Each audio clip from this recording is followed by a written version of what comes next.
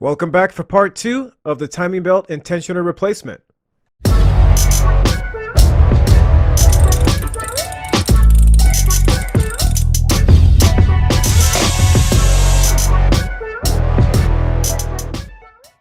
So in the last video we removed the tensioner, which then allowed us to remove the timing belt. And what I discovered is that I had not correctly installed the tensioner bracket onto the stud protruding from the engine. So the tensioner itself was actually just fine, and all you have to do is just spin it. And if you hear any grinding noise, that will tell you that the tensioner is bad. In this case, the tensioner spun very smoothly, so I just decided to go ahead and put it back on the car.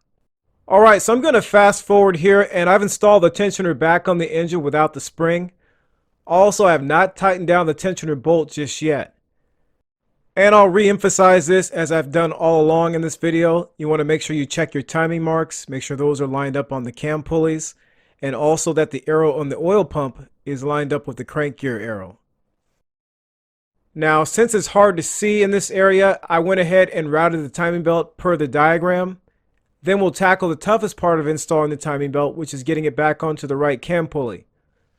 Now, if you're replacing the belt at this point, one thing you can do is take your old belt, line it up with your new belt, and then transfer the marks from the old belt onto the new belt. I've used binder clips in a couple spots. Remember, we did that in the last video, in the crank sensor video. We used binder clips to hold the timing belt in place. I've done that also down below on the crankshaft. In this area, you can see the two marks are lining up. So we've got our mark on the camshaft pulley and our mark that we made earlier on the timing belt. And about a half a tooth there.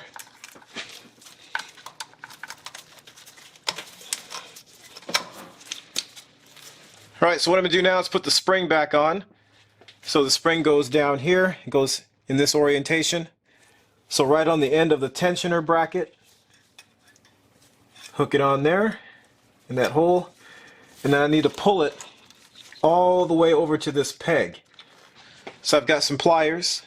See if I can grab onto that and pull it over. I'm going to get it on the end of the pliers and just pull it over. And hopefully hook it on there.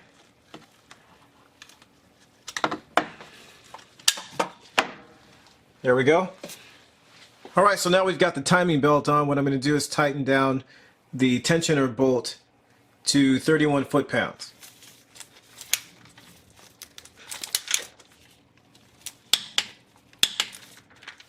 Okay, I'm going to slide the crank pulley back on now. What we need to do next is rotate the engine 5 or 6 times to make sure the belt's seated properly. Okay, so then we'll put our bolt back in. Right there inside the crank pulley.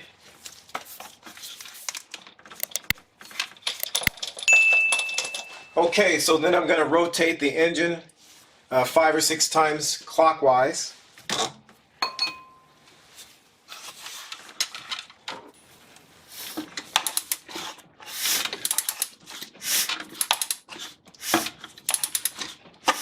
Okay, so I've rotated the crankshaft, and you can see our timing mark over here lines up with the rear cover. The one on that side, which you cannot see, also lines up with the rear cover. And then the mark down below on the crankshaft lines up with the oil pump. So we are in good shape here. Okay, so I've removed the crank pulley bolt and the crank pulley, and we'll just continue on. Alright, so one thing I wanted to make mention of is this part that goes on over the gear for the crankshaft. Make sure you get this back on before you put your cover on and then put your crank pulley on. Okay, so what I'm doing right now is putting the lower timing belt cover back on. So I've routed it through this side, and I'm just pulling it up this way. Get our wire harness out of the way.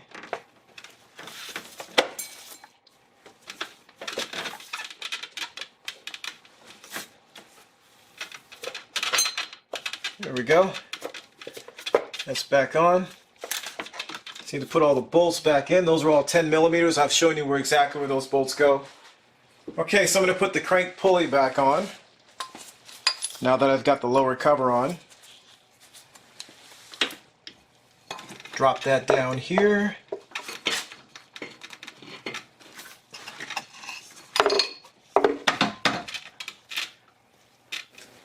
this bolt, you need to oil the threads. So make sure you don't get any oil around here though, around the washer.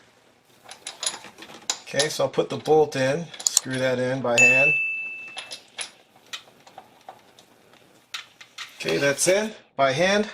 Alright, so I've got the crankshaft pulley rotated to where the blue mark down there, you can probably barely see that. The blue mark on the crankshaft pulley is lined up with the arrow on the cover. That also equates to the camshaft pulley being advanced 9 teeth. So you can see the mark right there, and that's 9 teeth back from where this line lines up with the camshaft pulley. Okay, so what I'm going to do now is loosen the timing belt tensioner bolt 180 degrees, and then I will tighten it back up to the torque spec. Now what that does is make sure we have proper tension on the belt.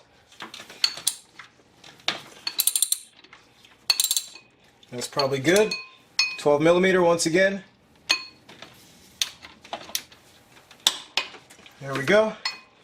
So now our timing belt is properly tensioned. Okay, so I'm going to put the dipstick back in. Now there is an O-ring right here. That O-ring should be replaced. I am not going to be doing that today. I don't have a replacement O-ring. This one's in pretty good shape still too. So I'm going to pull this out. Pull out that wing nut, or that wire nut we put in there. Just going to put this back in, down there. And then our bolt goes in. We need to tighten the bolt down to 9 foot-pounds. Okay, so what I'm going to do now is put the AC pulley back on.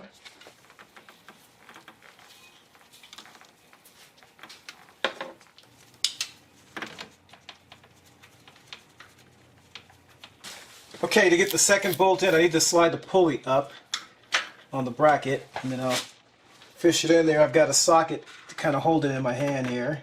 So we got that done. Now I just need to tighten the bolts down to the torque spec, which is 16 foot-pounds.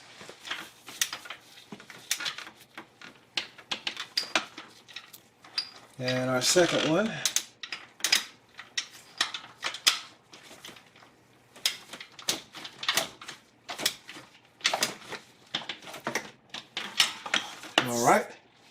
Alright, so I'm going to put the dipstick back in, just so nothing falls in that hole. There we go. Okay, next I'm going to put the wire harness cover back on. I'm going to do that off camera since you can't really see very well. There's a lot of stuff in this area.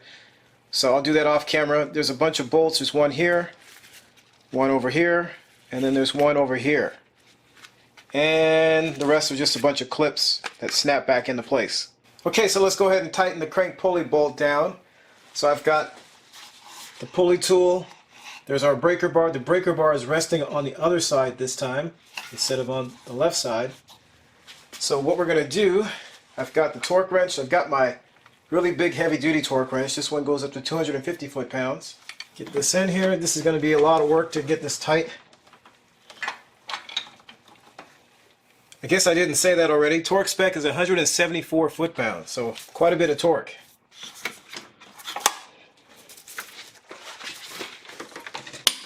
There we go. Okay, so that is tight. I'm going to grab the ratchet and back the crankshaft up a little bit. I'm not supposed to go backwards, but we're just going just a few, probably about an inch at the most.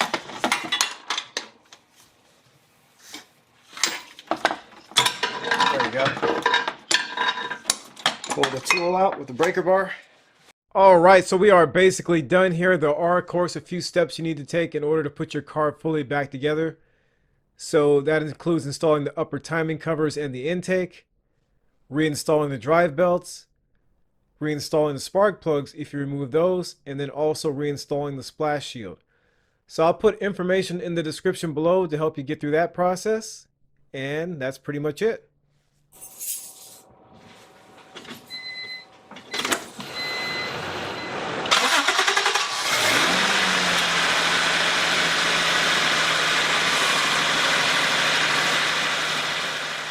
Alright, so there you have it. There's a timing belt tensioner replacement on the 1992 Acura Legend.